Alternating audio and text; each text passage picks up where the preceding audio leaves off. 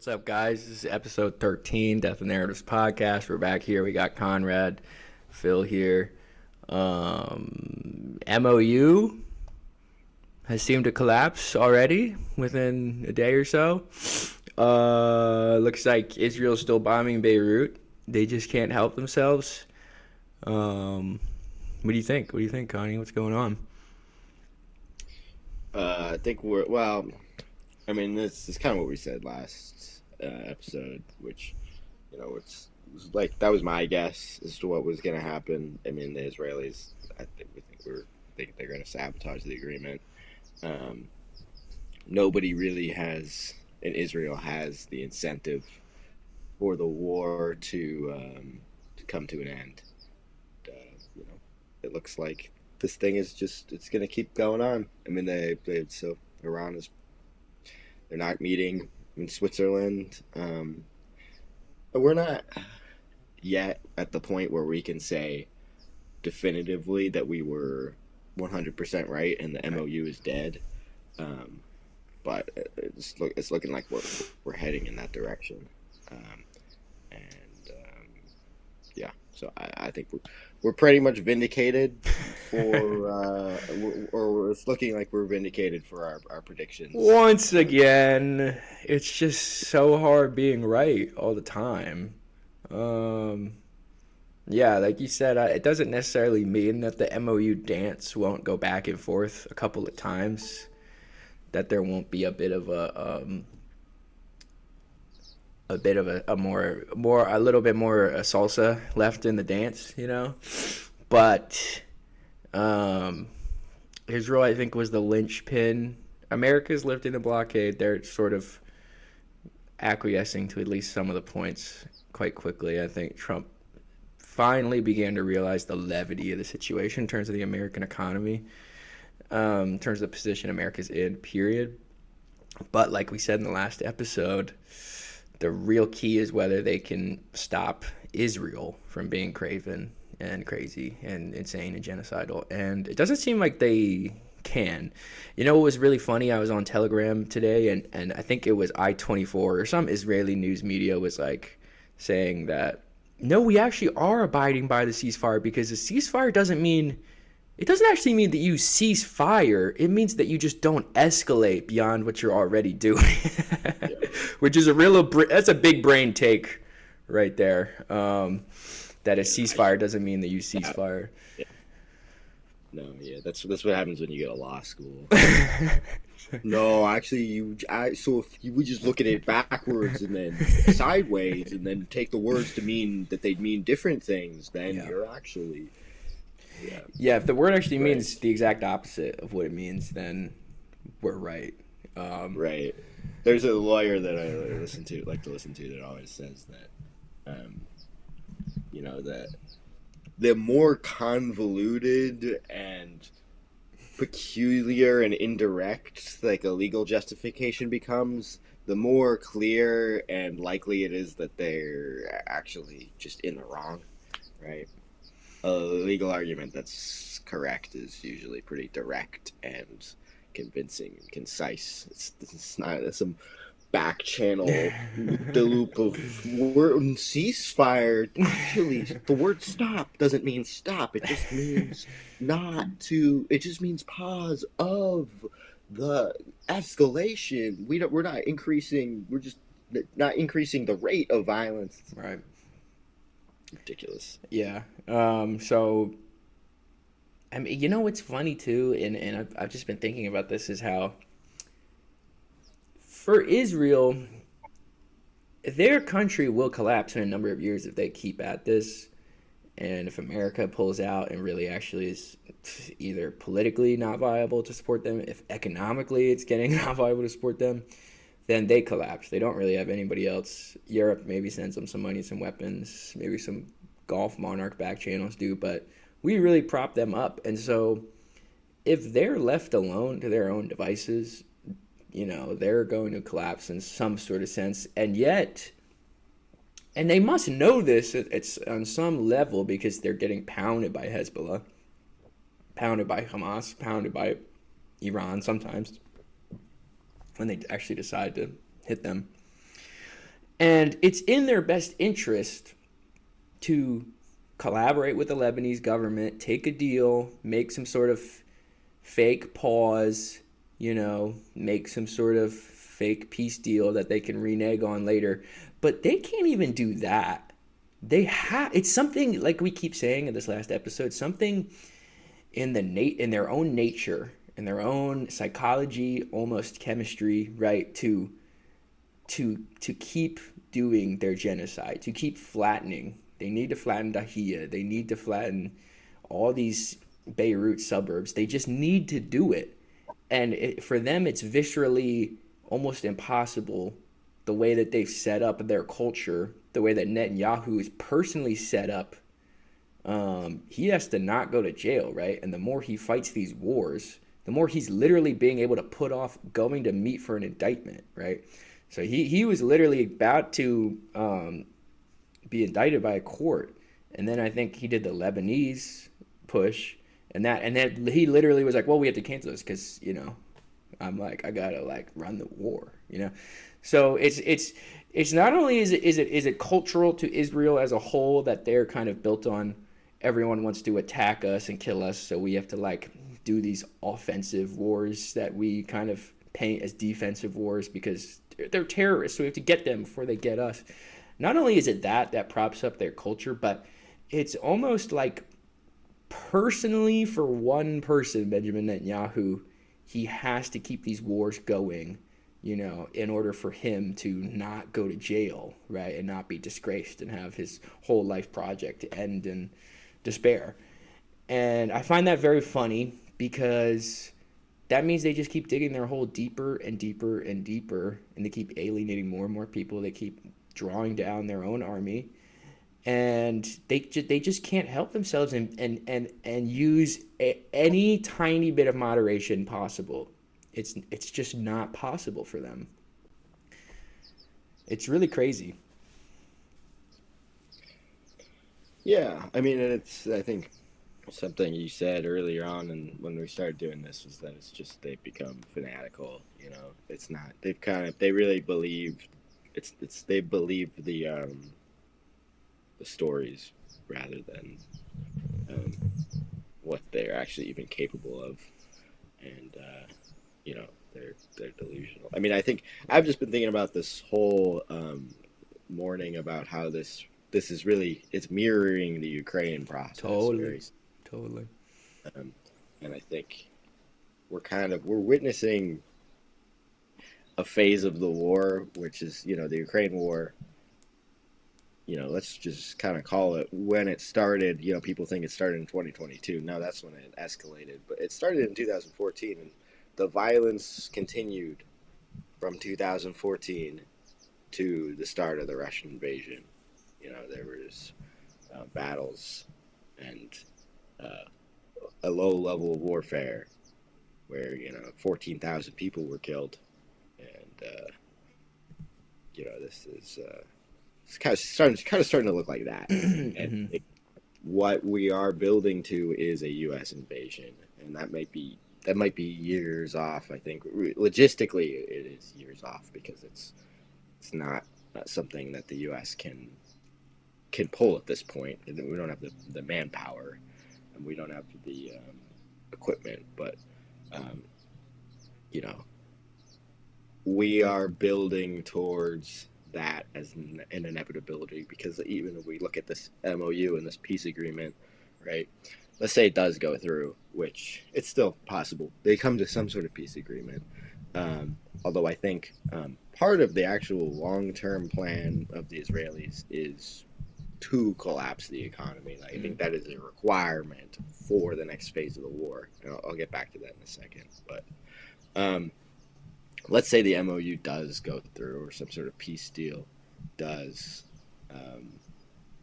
pass. I think we're just going to be in a phase where escalation continues after that, because there has been no.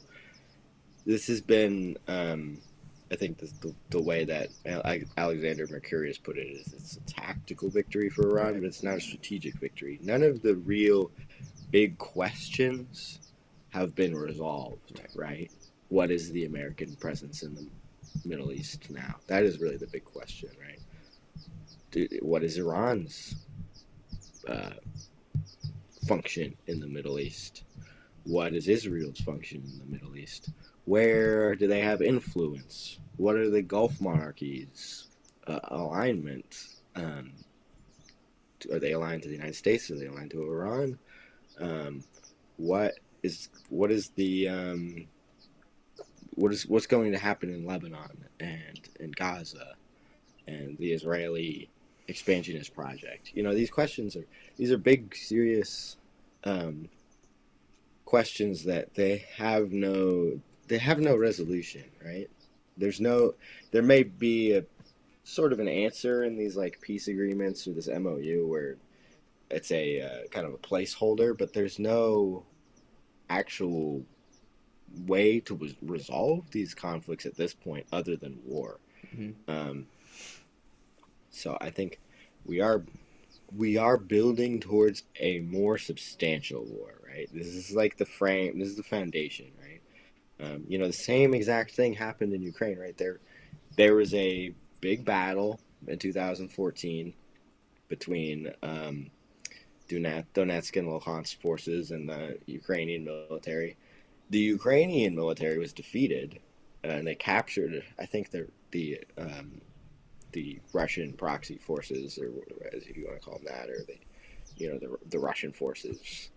Uh, they were able to capture thousands of Ukrainian troops, and that led to this Minsk agreement. Right? They had a victory, and they decided to settle it, but the U.S. and the Europeans had no intention of doing that. And what did they do over the next 8 years? They continued to attack um, these Russian leaning independent regions, and they continued to build up their military into the largest military in Europe, and then they provoked Russia. They put Russia in a position where they had to intervene, where it would have been politically unfeasible for them not to intervene, and not necessarily even politically unfeasible, but just in terms of their national security interests, they had to act. Um, we're going to see something similar, I think, with this Iran conflict, Hmm. where um, we are going to build towards a ground invasion, right? They might try to kind of deflect from this defeat, right? But I think part of the role that is going to be important in this ground invasion is that the U.S. economy has to collapse before, and people have to be impoverished enough to join Okay. the Yes. military, Yeah. and people have to be ready to kind of restructure our economy in a way where they're committed towards this war, and we have to have kind of it has to prolong. People have to kind of forget that it was America's fault that the strait closed Hmm. to begin with. They have to build up this boogeyman. They have to get people in the army. They have to marshal us towards into this conflict, where we're going to wage a a modern conflict like the Russia Ukraine war turned into. Um, so I think that's where we're headed, and we're gonna see the impacts of we're gonna see the impacts of this on the U.S. economy, because Hmm. the strait is nominally open, right? The Iranians opened it as a gesture to the rest of the world, but and there might be a few like American and Saudi ships getting through, but there's so many mines. They have to demine it. No one's going to insure those Right. ships, and the Iranians aren't going to let through. I mean, it's really the traffic looks like it's mostly just Iranian ships at the moment. Yeah. Um, Chinese and everyone else, but right, and then we have the immediate question, right, which is um, Iran canceled these talks um, or paused them. So what are they going to do next, right? Are they just waiting for um, Israel to say they're not going to keep attacking yeah. Hezbollah? lie about it and then keep doing the same thing? Are they going to strike? What's their game plan here? What's their response going to be? Um, and you know, realistically, right? The Iranians are acting in against their interests too at this point. Um, you know, it is kind of funny that we see that. You know, we call the Americans out and the Israelis for acting against their own interests, but the Iranians are acting. It's kind of like a toxic relationship, right? It's like one person is one actor is clearly continuously the villain, but then the other actor is just continuously the victim, and they're not taking it into their own hands to just finish this, right? Because that's what needs to happen. And if they were um, in a position where they felt like they could do it, and I think militarily they can, but um, they should. I mean, they should just pound Israel, and they should pound the U.S. forces and keep pounding them until they're out of the region, Yeah. right?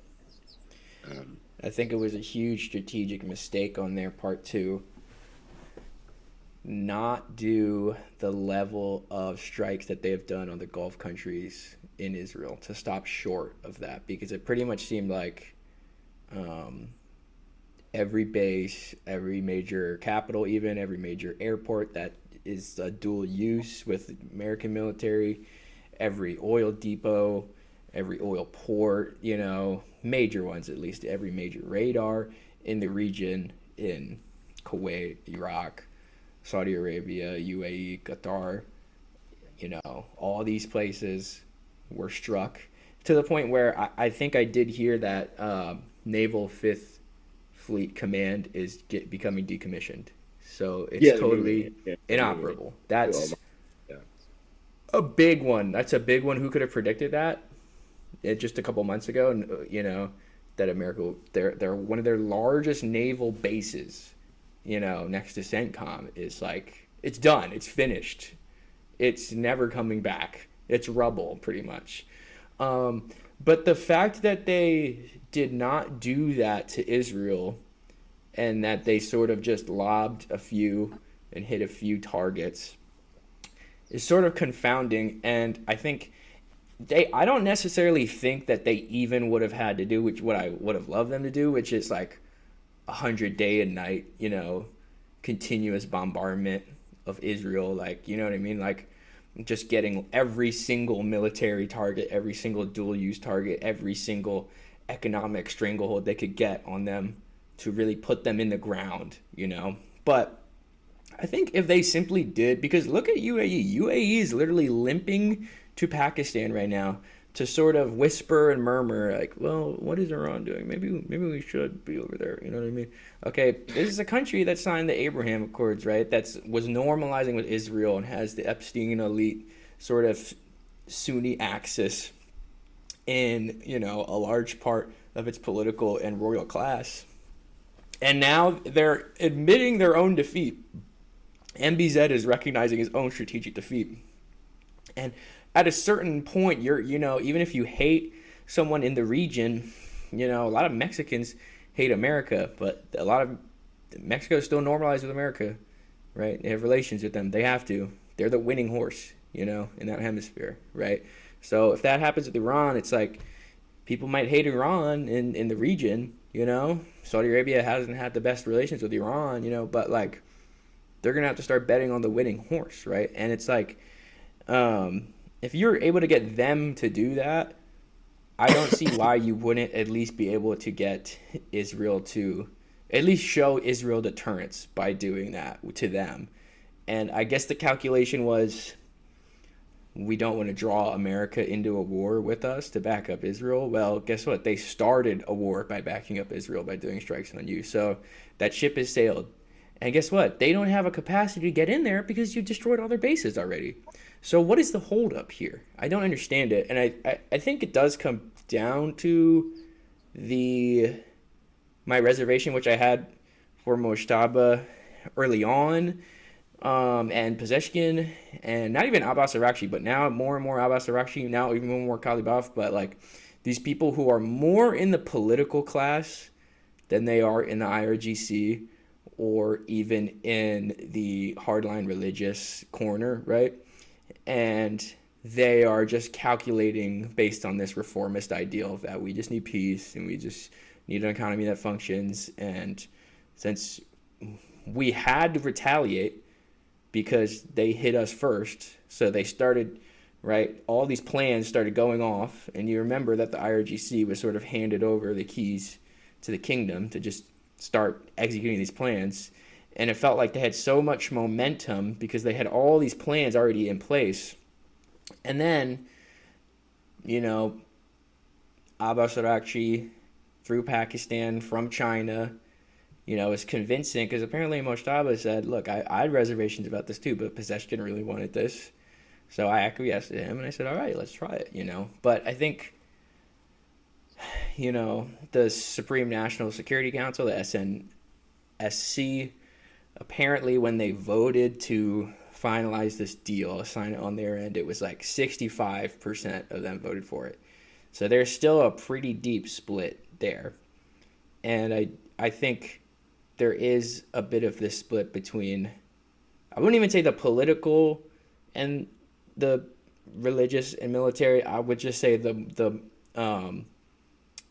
more reformist, the more centrist, the more liberal, ideologically in the government, who have kind of just been along for the ride and are now trying to capitalize on what they've got.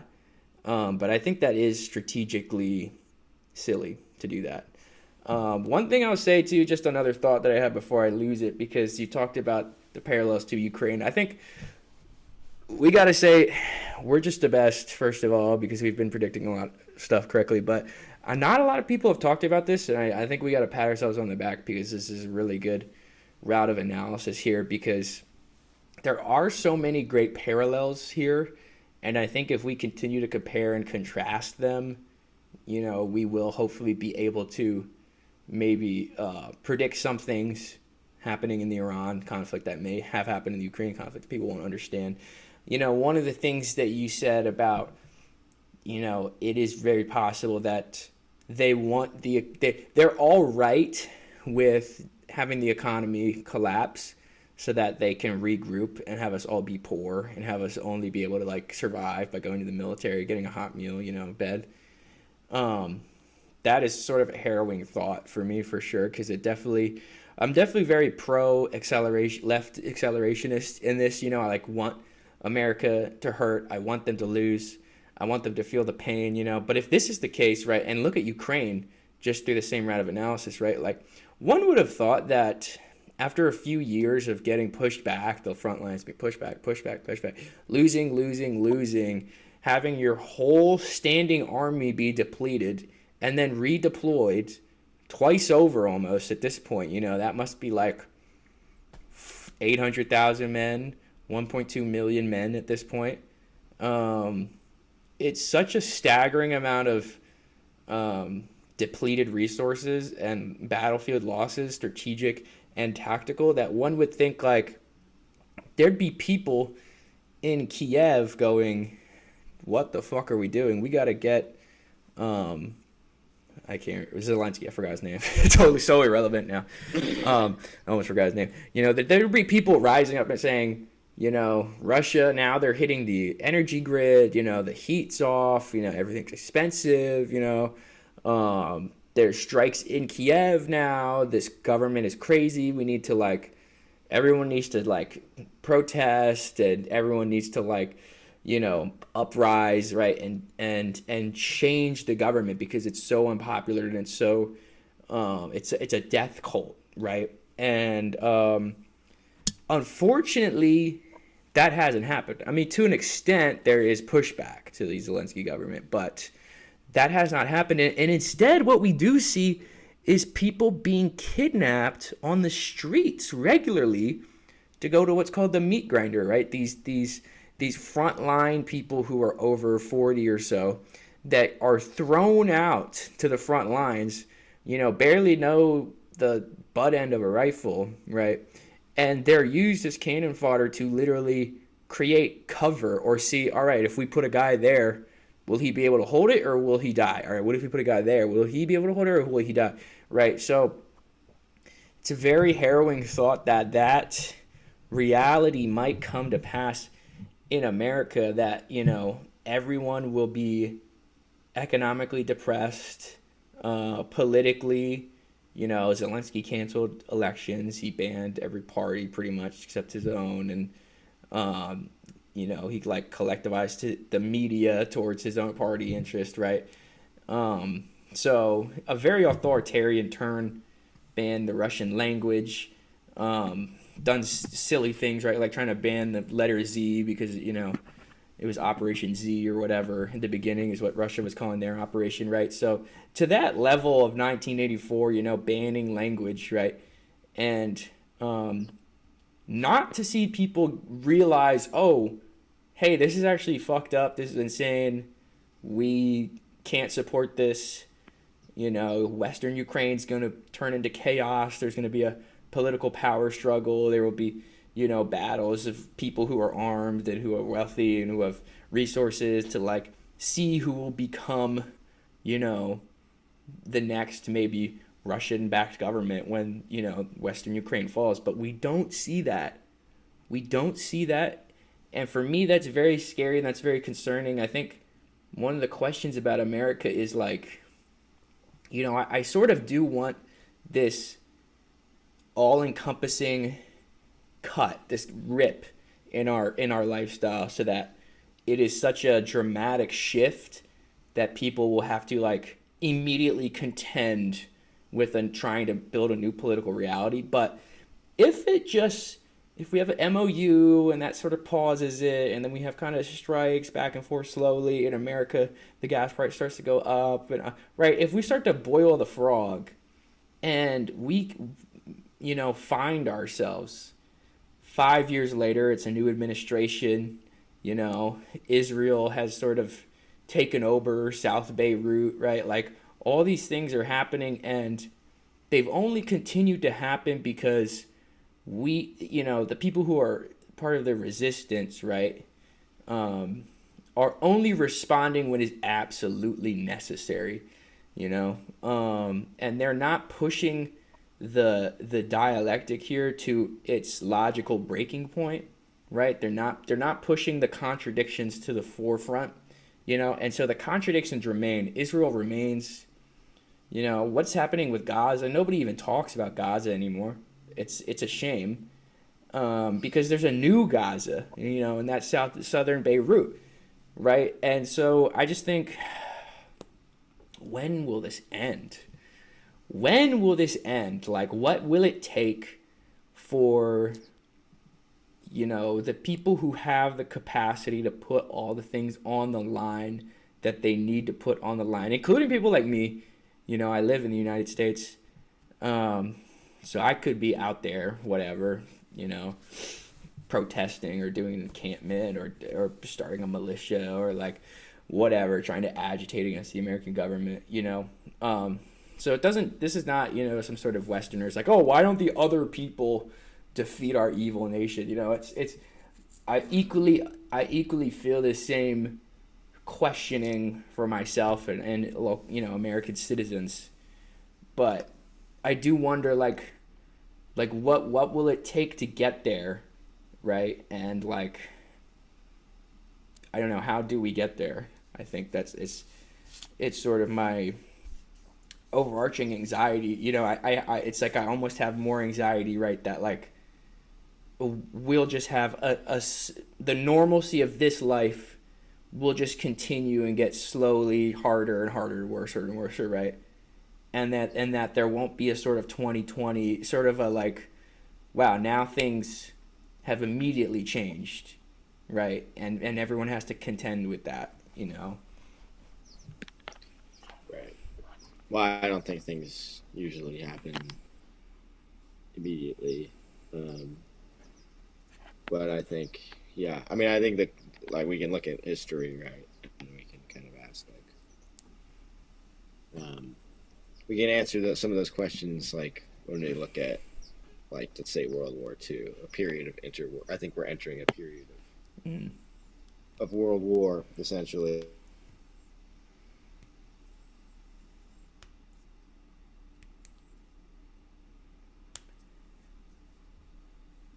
Oh, looks like we lost Conrad. Shit. Can you Oh, just? hello. Yeah, you're good now. Can you just go say again what you were saying after the interwar period? Um, I think we're sort of we're looking at uh historical parallels, and I think that are probably pretty similar to World War One or World War Two. Um, but I think probably maybe more so World War Two, Mm-hmm. where the United States is looking a lot like it's looking a lot like Japan or the way Japan or Germany behaved at the end of their empires. Uh, So, I mean, a good question to ask is really when did World War II begin, Mm-hmm. right? There's some people that even argue that it never really, that it was just World War One and World War II were kind of the same wars. Right. But let's say from Japan's perspective, right? Like, let's parallel Japan and the United States, compare and contrast them. Um, Japan really began the war a long time before it escalated into a complete and total, um, you know, world war like conflict. Right. Um, so in a sense, there's a period starting in 1933 with the invasion of Manchuria, where um, the conflict just continued to build on itself, right? So in 1933, they invaded northern China, and then they started to invade southern China, and the real war with China kicked off. And then they invaded, then they attacked all of the colonies um, that were owned by the Europeans and the United States in the region um, in 1941. And that's at that point it had, you know, really just completely escalated and got out of hand. And then, right up until their surrender, which was um, due to the Soviets entering the war, um, and they were now facing a war against China and the United States and the Soviet Union, and it was not something that they were in a position to deal with. But we have these kind of hard start. It's funny, like a lot of historians, I think, tend to create these like hard start dates, Mm-hmm. um, right? If you learn about American history, ooh, World War One began in 1941, or it began in 1939. I mean, we can look at the German. We can compare Right. the German side, right? It began in 1939 with the invasion of Poland, but realistically, right? What happened before that, right? The Germans took this part of I mean, it was an occupied part of Germany by France, and they sent their forces in, and there wasn't a battle, but they sent their military in and they took it, Mm-hmm. and they took it back. And then what happened after that? They went to Austria. They sent their military into Austria, and they just took Austria. They said it's part of Germany now, right? Or German-speaking people here. It's part of Germany. Then what happened after that? They were about to do the same thing to Czechoslovakia, right? And they said you're part of You're going to be part of Germany. We have our military ready to invade. The Czechs had a massive army. They had, I think, 700,000 people in their army, and they were ready to fight. And they were just waiting for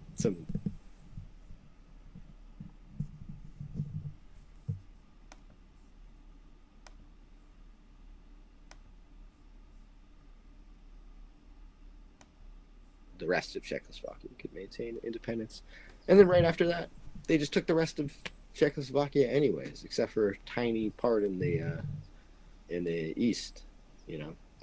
But that started in like 1937, I think, right? But 1939 is the day that we recognize the war is beginning. Like, when do wars really begin? Right. War is a kind of, especially like in the modern age, it's not a um, it is a complete paradigm shift for society, the functioning of society.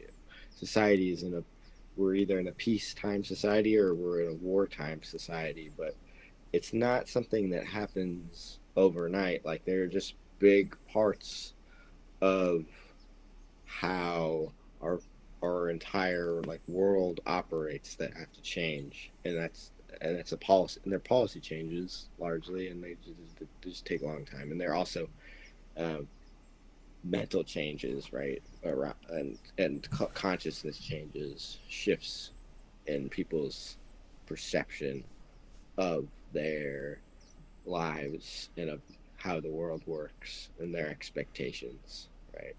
So right now, um, it'd be difficult to do like a ground invasion of Iran because you need people to fight it. You need Americans to fight it, but the consciousness of Americans has to shift, right? There has to be something like there has to be a depression. It has to be like what it was in Germany, right? Which was a depression that was probably possibly even worse than the United States depression. People were just joining the military. They're joining these like paramilitaries just because it was like a place where you could go and eat 3 meals a day. Mm-hmm. They didn't necessarily believe in the causes at first when they joined. So, you know, 6 months from now, a year from now, if the economy is so bad and the unemployment is so high, or underemployment, where you might be able to get some job, but it's not even really enough to feed yourself, that it's going to become a more and more attractive option to join the military. Yeah. And it's going to be easier and easier thing to do for whoever is in power, right? Say it's Vance or Marco Rubio or Gavin Newsom or whoever is the U.S. president, to do the bidding of the Israel lobby and the military-industrial complex and the oil companies and the whole cabal of rulers that the United States has dictating to it. It's going to be easier for them to lay to create a boogeyman, right? Right. And I think it'll actually be easier for a president other than Trump, right? Because Trump started this war. The next president, who they'll have the same policy towards Iran. They'll say, we don't like that this war started, right? This is what Obama did, right, with Iraq and Afghanistan. I don't agree with this war started, but then what did he do? He did a massive troop surge, right? Like he put more, he surged more and more, far more soldiers, far more troops into Afghanistan than Bush ever did. Yeah. And then they kind of leveled off and they lost, right? They were defeated. But that's what they're going to do. They're going to say this. We don't necessarily agree with how this war started, but we have to defeat Iran because they're the ones who are collapsing our economy. That's the reason for. That's the reason you don't have jobs and employment, and just a basic standard of living that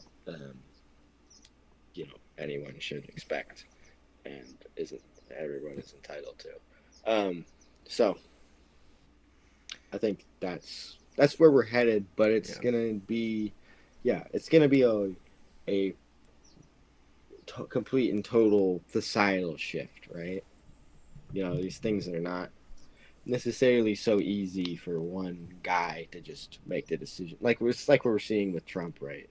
Who just makes these quick, impulsive decisions on Twitter, right?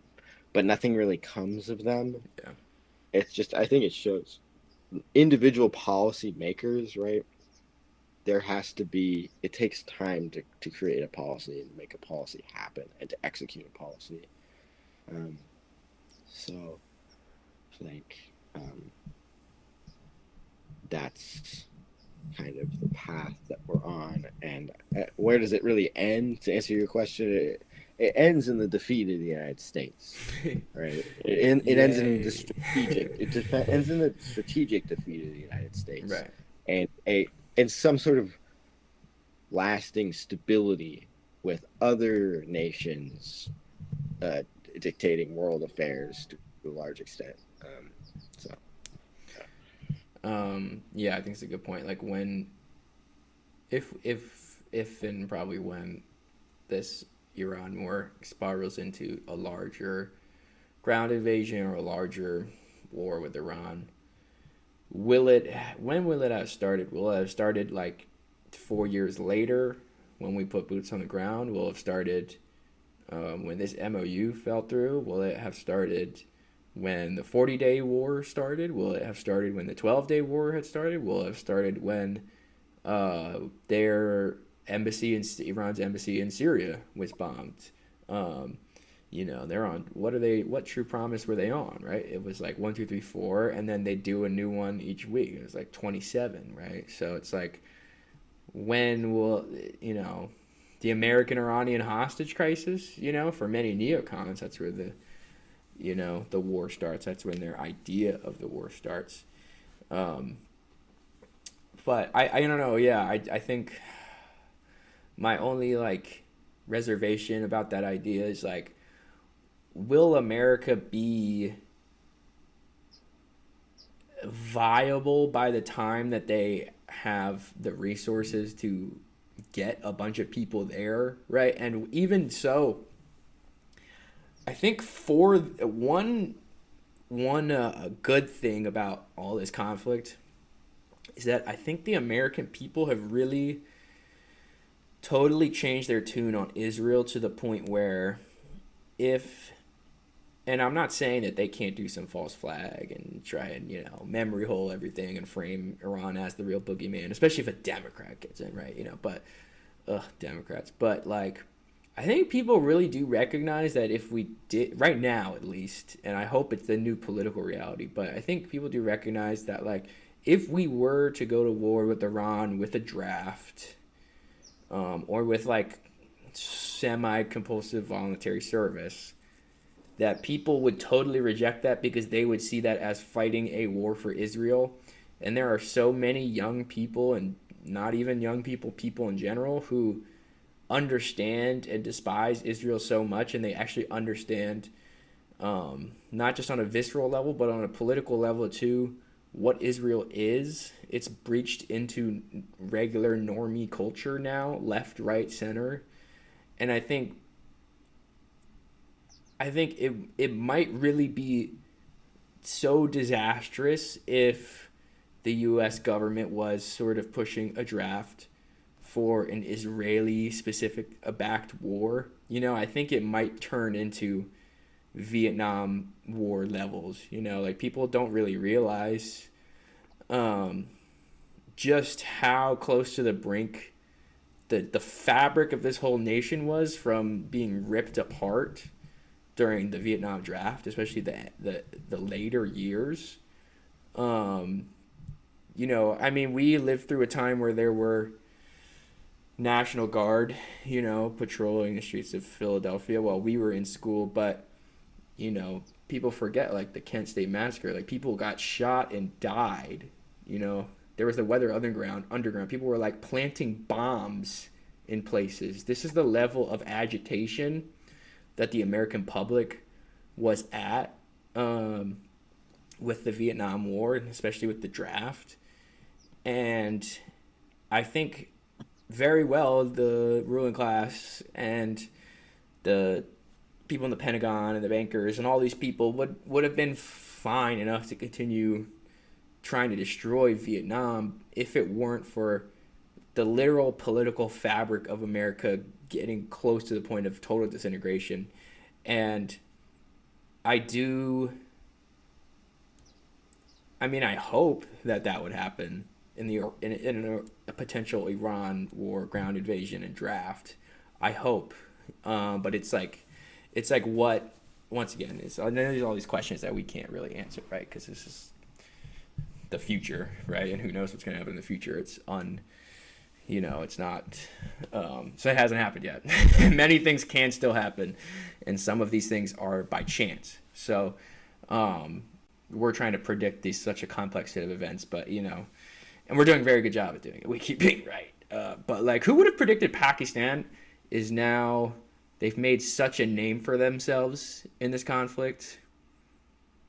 I mean, this is just such a who was even thinking about them before this conflict, right? Like, sorry, not to be like total Westerner pilled, but like, there's such a linchpin right now in Right. this conflict and in therefore in global history, and they're making a name for themselves right in the region by doing all the things that they're doing right now. Yeah. One thing I'll throw out there, maybe quite speculatively, but if I was Iran, and I know they have great relations, but I'd be very wary of Pakistan long term, to be quite honest with you, um, considering their past, considering what they did to Imran Khan, considering what the ISI has done a lot of years in the Middle East, functioning with the CIA, functioning um, as a force, against Afghanistan, and the ability with which this kind of turkeyness of them, right? Their ability to be like, oh, China, you're giving us all this stuff. Oh, America, you're giving us this strategic position. Oh, to switch on a dime, right? Oh, now Iran, yeah, no, we'll broach all these things with you. I think that needs to be, um, you know, the Iranis need to be a little bit more skeptical of that. I think they've done a great job calming things down and trying to push diplomacy, but I also think Pakistan has been a route for China and for the reformists to really gather a lot of political credibility by saying, okay, all these Gulf countries are coming, into the fold now. They're willing to talk to us. China has our back through Pakistan. Apparently, all the air defense systems and all the advanced drone warfare and all the advanced hypersonic missilery that China has been giving to Iran has been coming directly overland from Pakistan and with Pakistani operators, because they're the ones trained in the region to use these weapons, right? So I think, and lest we forget, Pakistan has a sort of get out of jail free card because they're pretty much the only nuclear armed nation in the region, except for Israel, but nation in the region that has a large economy, large land base, a large standing army, right, and is nuclear armed, right? So they kind of are throwing their weight around in that regard, and I think it's a very ever involving. That's all to say. Like, it's hard to predict something like that, right? When this war started, Pakistan wasn't really on my radar for like, oh, we gotta watch out for the Pakistanis because they'll probably do diplomacy through China. Like, who would have thought that? Because they've been so close to the West, you know what I mean, all throughout the war on terror.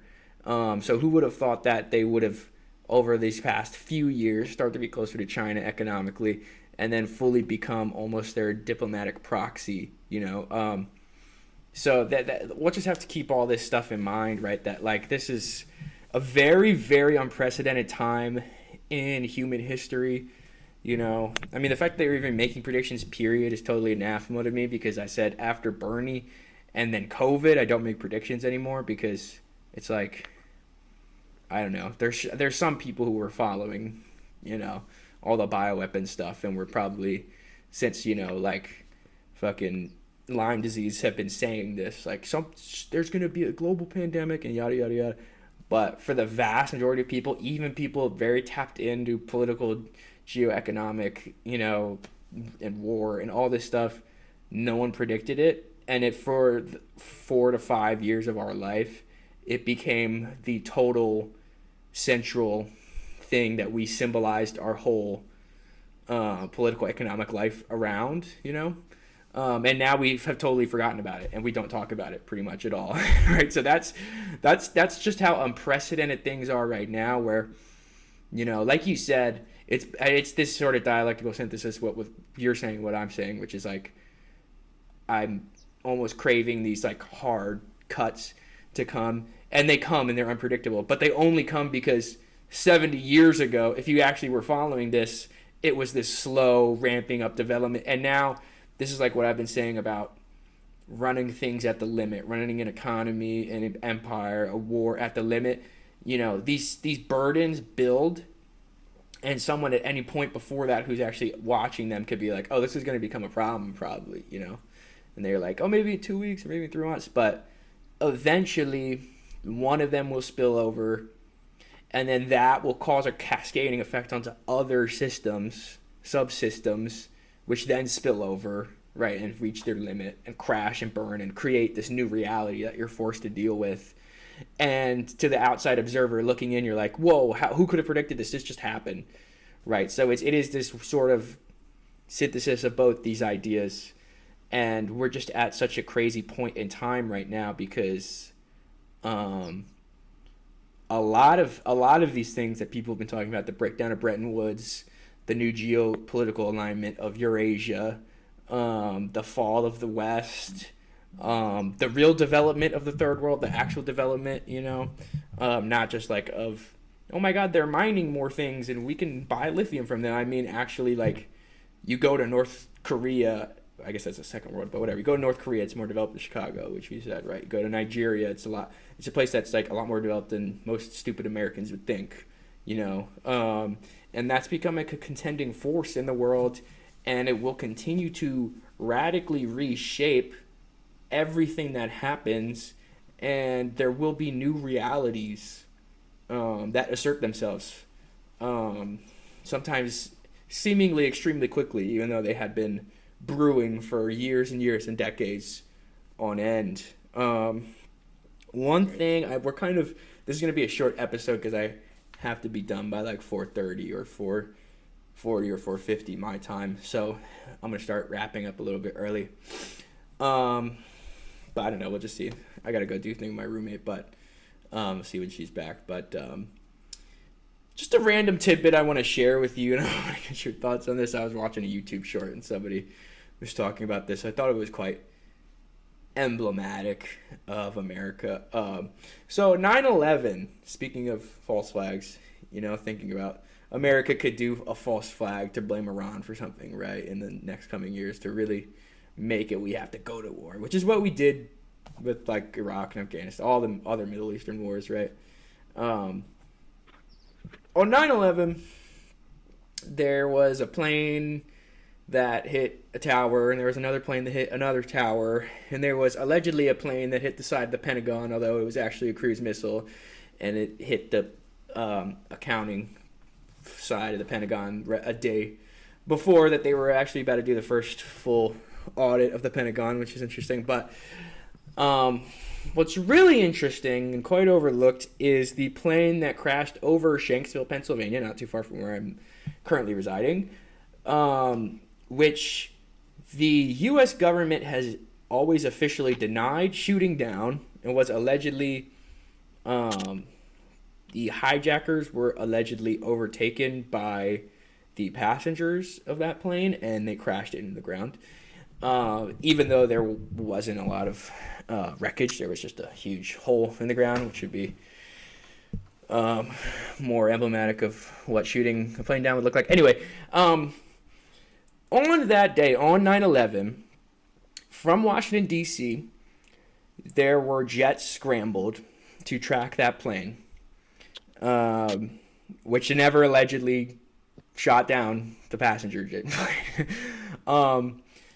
Do you know who was the commanding pilot scrambled in a jet following that passenger aircraft, which probably shot them down? Do you know who that was? I don't know. It's someone prominent in the government. I'll give you that. Was it Pete Hegseth? It's not. That's a very good guess. I'm going to share my screen. I don't think he was even a pilot. It was none other than General Kane, Raising Kane of the Joint Chiefs of Staff now. Wild. Isn't that crazy? Isn't that weird? Isn't that freaked out and geeked out? Isn't that a little bit... See, tell me why. A lot of people... Howard Lutnick is also in the Trump administration. A lot of people involved in 9/11 are in the Trump administration. A lot of people involved in 9/11 who seemingly made it out scot-free. Oh, Rudy Giuliani, remember him? Famously, or rather infamously, moved the counterterrorism task force response unit from the Twin Towers to another location before 9/11. Interestingly, seemed to rise the ranks in the American government and seem to be in successive administrations. Look, guys, this is what we're talking about, speculative analysis here. I can't prove that General Kane shot down a passenger aircraft that probably was actually not hijacked. It was probably a fly-by-wire from some super deep state CIA AWACS plan that was going to fly it into the fucking White House or whatever. But then they thought, okay, we did enough. We got to take it out. I can't prove that. Okay? But there are too many coincidences for someone like General Kane to be involved in that. And I think this is the horrifying nature of America. The people who do those things, if they were to do those things, which I'm not saying I have definitive proof that they did, but if they were to do those things, that they become the General of the Joint Chiefs of Staff, right? I think that is sickening, and I think it's a problem. Just to put it lightly, it's a problem. Everyone at the highest echelons of America. Okay, it's like a court of law, right? You don't necessarily have to prove, right, that they did it. What does it say? You have to prove beyond a reasonable shadow of a doubt, right? Yeah. When we look at all the just a reasonable doubt.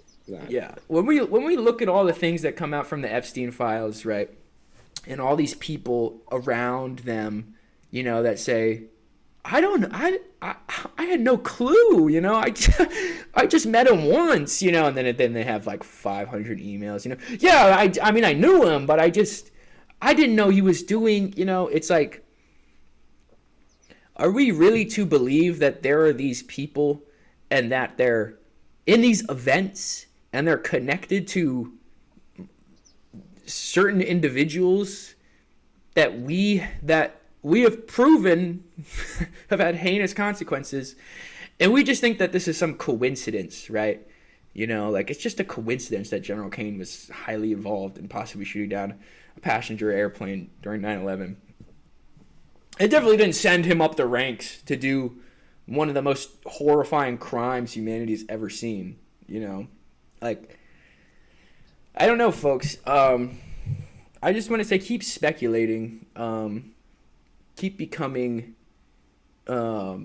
making connections here, and follow them. Doesn't mean they're true, but just keep following them. When there's smoke, there's fire. Yeah. Just because you don't have like direct evidence here, if there's so much circumstantial evidence, then you can't ignore that circumstantial evidence and be like, oh, but we don't have DNA, we don't have video. It's like you have to take what you have, right? I'll just leave with this too. I think you mentioned, we were talking about the Backrooms, that movie, and also internet trope. This is just another musing I had. Let me just share another tab, get your thoughts on this, and then we'll end it. Because the discussion I had yesterday about the AT&T Long Lines building in New York City, the NSA spying hub known as Titan Point, that reminded me of another story that I heard. This is called Room 641A. Let's just read a little bit. Room 641A is a telecommunication interception facility operated at AT&T for the U.S. National Security Agency. As part of an American mass surveillance program, the facility commenced operations in 2003, and its purpose was publicly revealed by AT&T technician Mark Klein in 2006. So this guy, Mark Klein, in 2006. Um, I think this is such a fever dream story that happened to the man because he was like a whistleblower for this because he was just a technician in the AT&T building, and he one day, or I think there was like a whole like, okay, we're getting our internet's throttled, something is happening, we're losing right, something is sucking up all this energy or data or something, and like he was like trying to investigate what was happening, and there's this door, right, room 641A, which he ostensibly had walked by like hundreds of times, probably thousands of times in his office and never went behind. And for me, this is the true definitions of like the back rooms for me, right? Is like this idea that you can work in a building, for like 10 plus years, and that behind a door that you've never, an unassuming door, right, which has a drop tile ceiling and fluorescent lighting, and old 70s carpeted flooring. Behind that door is one of the largest deep state spying programs, not just in America, but in the world. And that every single piece of metadata, every single packet that goes through AT&T switchboards, which is not just domestic American internet traffic, it's global internet traffic, a lot of it goes through those switchboards, and at the click of a button, right, the click of a switch, someone at NSA can go to a secret FISA court to secretly give them a judgment over whether or not they can use any piece of data from that spying program to do who knows what. Who knows? It's secretive. And that not only is, and this is I think in Los Angeles where this happened, AT&T building in Los Angeles. Not only that, right, but that places like this are everywhere. They're in New York, they're in Los Angeles, they're in Houston, right? They're in Chicago, they're in DC, of course, Baltimore, Philly. They're ever present, waiting, lurking for you one day to stumble upon them. It's something that freaks me out, quite honestly. But I think it's one reason. We were talking about the movie, which is more of a psychological horror thriller. I think it is one reason, though, why this resonates. I think especially with Americans, too. If you go to, like, Thailand, there's not that many back rooms, There's a lot of, like, weird shanty towns and shacks and, like, interesting architecture. You know what I mean? If you go to, like, Nigeria, there's a different type of, like, architecture that is bureaucratic and sad, but like it's not like how it is in America. And I think it resonates with America and Westerners essentially more than other cultures because of the reality of things like this. Yeah, that's probably good. Good guess, because I mean, it's just we just don't know what's going on. It's Yeah. real. It's that everything's so secretive. Everything is so kept under wraps, and like it's sort of taken for granted that we're not really told anything. I mean, we don't know. We don't know who's making decisions in America. We don't know what's happening behind these like halls of power at all. Like maybe it's Miriam Adelson, or maybe it's Elon Musk, or maybe it's a combination, or the 13 families, or the Rothschilds, or whatever. But we're really just guessing. Like we just don't um, have any sort of insight because, I mean, other than the little like bits of information that come through, like the Epstein files or the Podesta leaks or the Hillary Clinton emails. But Yeah, we're just kind of left, kind of guessing, and it can just be weird, inconspicuous things um, that we never really would have thought of before. Yeah, these unassuming spaces, literal spaces, because that's where these things have to happen, which are back rooms in a office building or tunnels underneath a city or a facility, inside of a mountain off of a road that tunnels underneath of it.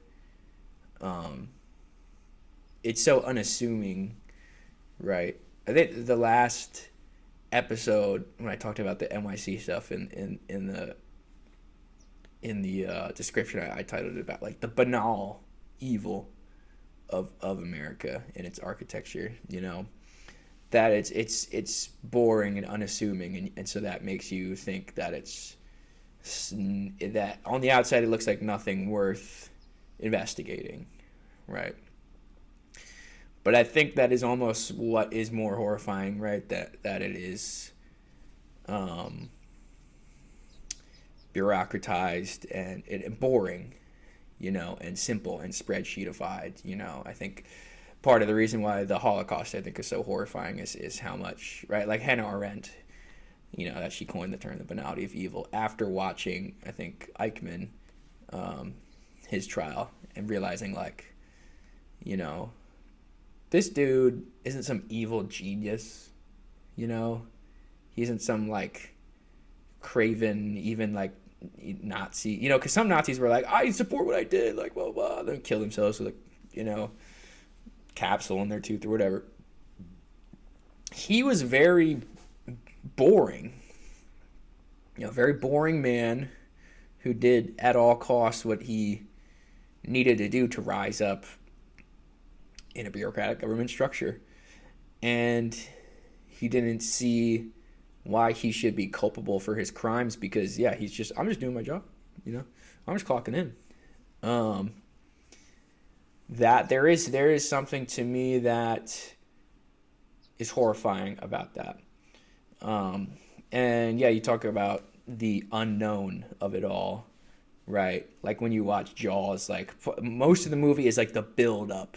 Like you don't know what it is, right? Which makes it even scarier. Like you're not aware of what's actually happening. So you're not even getting an idea of it, until it hits you, right? Like most people didn't even know who Jeffrey Epstein was until the SDNY, Southern District of New York, indicted him.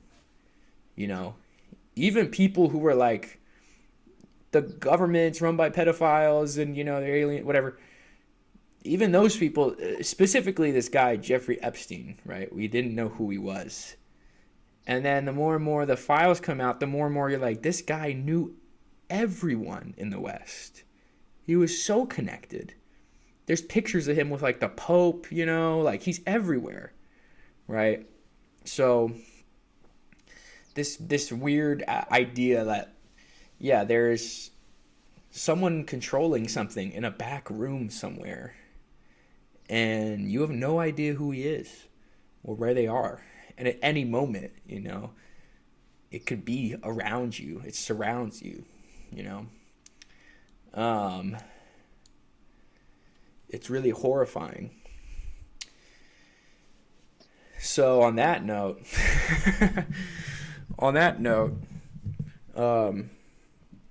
maybe we'll wrap it up. Bit of a doomer episode, unfortunately. But I think I am sort of glad the MOU is proving to be already fickle. I think I do hope that the Iranians respond to Israel in some sense. Do you think that they will? Probably, yeah. Just checking the news, see if anything has come up in the last. Yeah, it's happening quite quickly nowadays. It doesn't seem like I don't know. There's nothing Nothing in the mainstream sources. YouTube seems to be the ones that figure it out first.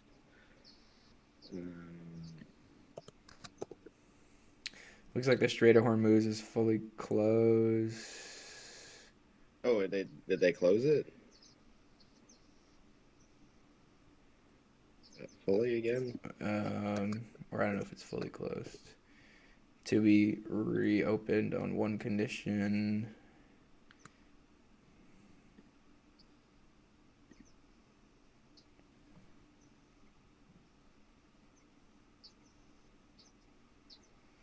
I don't know. The hard part about this is that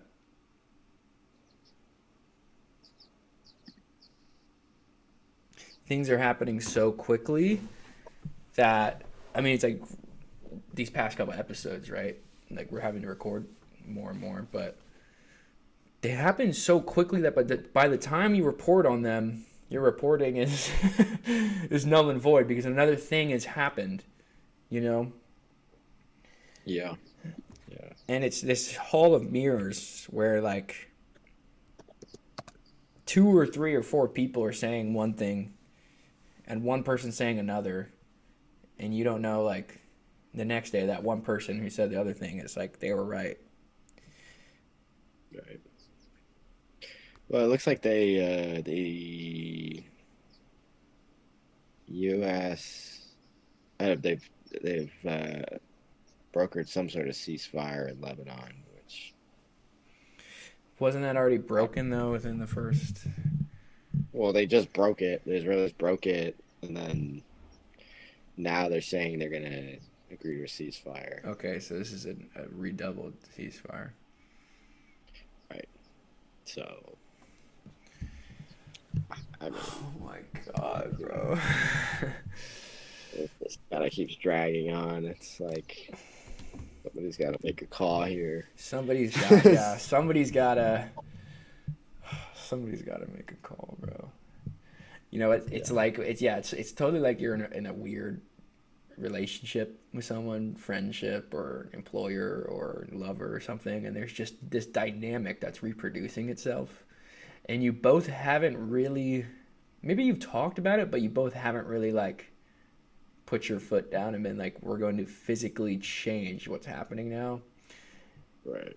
And it can go on and on and on and on and on and on and on and on and on until you do that. Yeah. And we just need someone to do that. Yeah, it's like when you really want your friends to break up, but they're still still together. And then you have to like step in and break them up, basically. You have to be like, yo, did you hear that she fucking went back to her ex when you guys were like apart? What? Not speaking from experience or anything, you know? Or you just go and just make fun of the fact that she looks like a witch or something, you know, and then that like sends her spiraling. And then that creates a whole sequence of events which culminate in a breakup, you know. But it takes that thing. Oh my, that was so funny. I can't believe The last I can't believe episode. that's all you said. Actually, I'm not thinking about it. Oh, yeah. That's all you said. It doesn't take much. It doesn't take much. They could hit a fucking. They could probably hit 1 or 2 targets in Israel. I assure you, if they hit the right targets in Israel, Israel would probably at least stop Lebanon for a day or so. If they hit a good one, a juicy one, Knesset members or something, you know what I mean? Hit all their F-35s in a base or something. They go, oh, okay. They have 2 ports in Israel. 2. Yeah. Hit one of them. Put one out of commission forever. See what they'll do.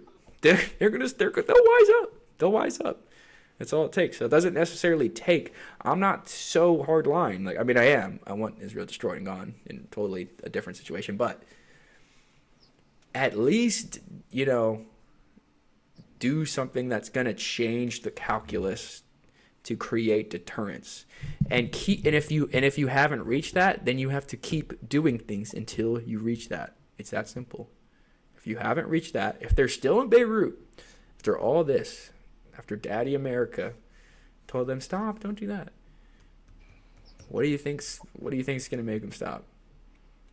Hitting their water sources, hitting their ports, their oil, hitting every single one of their bases, hitting the Knesset. Probably one or two of those things would do it. Yeah, I don't think any sort of bombing campaign really fundamentally will change that much. Mm. I think that's the U.S. has proved that.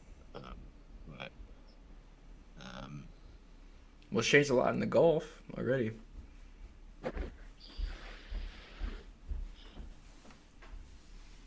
well, I'm just talking I mean, deterrence. I'm not talking regime yeah, change. I'm talking yeah, deterrence. I think there's maybe, maybe. Um, There's more that could be done. I don't know. I think yeah, it depends on the regime that's being targeted. Yeah. You know, at the end of the day. Well, I have to go soon, but this was a good discussion. Um, Hoping the audio is mixed a little better this time, and we got the new intro again. So catch us on YouTube, catch us on Rumble. Um, yeah, I don't know. Any predictions? Anything to leave us with? I don't think I have any predictions. I mean, it really, I really have a hard time imagining that the Iranians are gonna actually um, do what it takes to fully resume bombing Mm, and do what they need to do. I mean, I think we are just on a path towards the continuation of this war, like no matter what.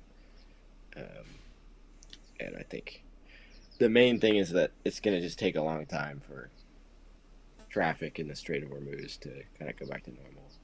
yeah, I think it'll be back and forth, right? They're going to yeah, close it again, they'll open it again. totally. Bombing will continue, the bombing will stop. Eventually, they'll get to some sort of Minsk type deal. Is my prediction. Um, and I don't know if we're quite there yet. I think this still is gonna continue for a minute. But Yeah, I it's hard agree. to say. I'm sort of over predictions, just the fatigue of the back and forth, especially when it was week to week. It was one thing. Now it's day to day. Now it's hour to hour and minute to minute. Right. So it's so Yeah. fatiguing. I don't think I'll continue to make these short term predictions, but I do agree. I like this analogy. It's a will they won't they sort of situation right now. It's a will they won't they, you know. And you're like, are they gonna smash? Oh my God, are they? Oh no, they're Yeah. not. No, they're Get just back friends. Are together. they flirting? Are they back together? Oh no, they're fighting. Oh no, they're broken up. Okay. Um, so it's the will they won't they period. And as we know, when you date someone, it takes two. It all for me at least it takes twice to break up. It always takes two times to me, right? So maybe this is the first time, and there'll be another time, right? So it might take a little bit of like, when you realize something viscerally, consciously in your brain, but then it's a very deep seated thing that you have to like interrogate, and you're like, you find yourself 3 weeks later maybe doing the same thing. And you're like, oh right, fuck, I just figured out that that's bad for me, and like I'm doing this because XYZ. So you know it, but it might take you, a few times to really to really internalize it.